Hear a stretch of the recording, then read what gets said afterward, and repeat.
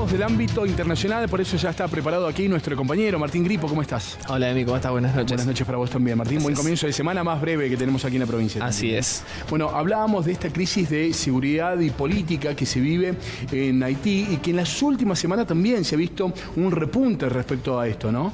Así es, Emi, porque Haití viene atravesando una situación complicada, lo vemos hace muchos años, y esto trae un análisis muy importante y muy profundo porque tiene que ver a distintas bandas de crimen organizado que intentan quedarse con el control de diferentes territorios. Sin embargo, hace algunas semanas, poco más de 3 semanas, el Haití comenzó a vivir este repunte en la inseguridad y que tiene al más del 90%, por ejemplo, del territorio de su capital, Puerto Príncipe, tomado por estas bandas, que incluso lo analizamos aquí en varias ediciones de Más Noticia, cuando vimos que unos 3.800 presos de una de las cárceles, una de las prisiones más importantes de la capital, escaparon, generando un caos de seguridad en ese país, con, bueno, también el pedido de la renuncia de Ariel Henry, el primer ministro, que finalmente decidió hacerse a un costado del gobierno y comenzar a trabajar con un gobierno de transición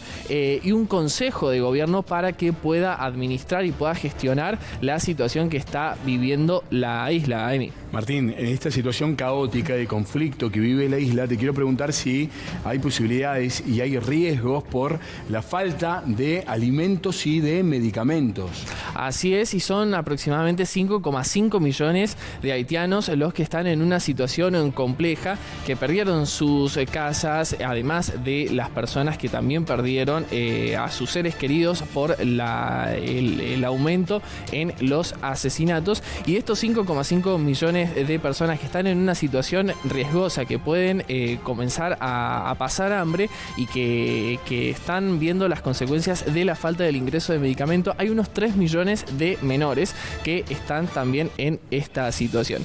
Y si te parece, Emi, claro, tenemos en estos momentos a Sandrine Exil.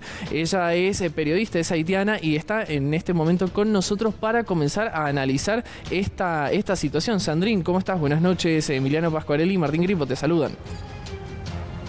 Hola Martín, hola Emiliano, ¿cómo están? Muchísimas gracias por la invitación y por reencontrarnos, Martín, en este espacio.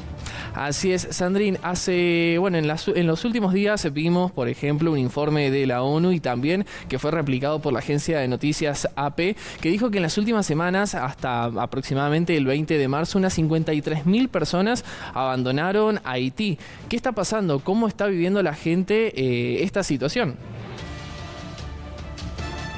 Sí, Martín, digamos que la situación es cada vez más crítica en el país, sobre todo en la capital, Puerto Príncipe. Hay más de 300.000 desplazados internos actualmente en la capital. Es un nuevo fenómeno que no se había visto ni siquiera en el terremoto que hubo en el 2010. También está la escasez de alimentos, la escasez de medicamentos. Las principales instituciones que han sido atacadas han sido los hospitales estatales, así como también farmacias, escuelas y varios ámbitos, digamos, que se necesitan para poder sobrevivir en el país.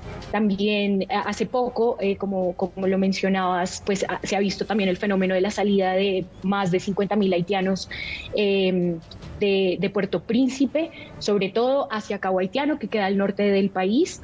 Y ha sido bastante complejo ver cómo el país se ha vuelto se ha visto envuelto en un círculo vicioso desde ya hace décadas y que está estallando sin duda alguna desde el 29 de febrero que empezaron los ataques. Las personas no pueden salir a comer, no pueden salir a trabajar, no tienen cómo conseguir tampoco los alimentos, ya que más del 80% de los alimentos de la canasta básica haitiana son de importación. Entonces, al cerrar el país con el estado de emergencia, no se ha podido ver, digamos, como ese abastecimiento para los haitianos en la capital. Y además también tengamos en cuenta que el lunes ya las pandillas y la coalición más grande de pandillas se tomaron el hospital estatal principal en Puerto Príncipe, al lado del Palacio Nacional, convirtiéndolo en un bastión de guerra. y dejando a muchos pacientes, no solamente heridos por balas perdidas, sino también personas con, digamos, diagnósticos bastante particulares, como son el cáncer, presiones altas, diabetes, completamente desamparados por el Estado.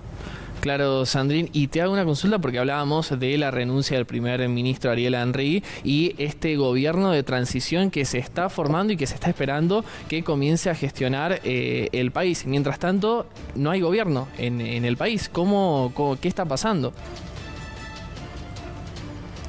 Así es, Martín, como tú bien lo dijiste, desde el 11 de marzo el primer ministro renunció desde Puerto Rico.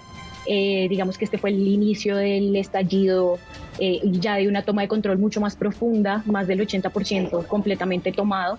En este momento se encuentra el consejo, se está montando un consejo de transición electoral desde Jamaica. Esto es todo un tema, se eligieron a 7 personas de diferentes partidos políticos para ser parte de este consejo de transición. Sin embargo, el pueblo haitiano ha sido muy resistente y bastante hostil a las decisiones que se están tomando desde Jamaica, esto con el consejo, digamos, de la CARICOM, también liderado por Estados Unidos. Anthony Blinken ha estado, el secretario de Estado de Estados Unidos también ha estado bastante pendiente de toda esta situación. Esto no ha llevado, digamos, no ha avanzado mucho hasta el día de hoy. Muchas personas del Consejo de Transición han renunciado por diferentes amenazas que han recibido por parte de las pandillas, lo que ha puesto bastantes frenos y trabas y bloqueos incluso en esta problemática. Actualmente lo que se está esperando es que ya el primer ministro Ariel Henry, al renunciar, es el que tiene que entregarle el poder y el gobierno a alguien. Y lo que se está esperando es que ya se tome una decisión basado que puedan soltar ese poder para que los haitianos puedan ya, a partir de la CARICOM, tomar una decisión frente a quién va a gobernar en el país. Muy bien, Sandrine. Bueno, te agradecemos por tu tiempo y por la información, el análisis muy completo sobre la situación que se está viviendo en Haití. Gracias, Sandrine. Gracias a ustedes. Bueno, una situación horrorosa lo que se está viviendo en Haití, ¿no? No tenemos gobierno, no tienen líderes políticos y sobre todo con este peligro de la falta de alimentos y de medicamentos, ¿no? Y la cantidad de muertos, y hogares quemados. Aproximadamente 17.000 familias ya están sin hogar. Hablamos después de lo ocurrido en Taiwán. Así será. Martín Gripo y toda la información internacional. Momento de pausa, en Más Noticias, edición central.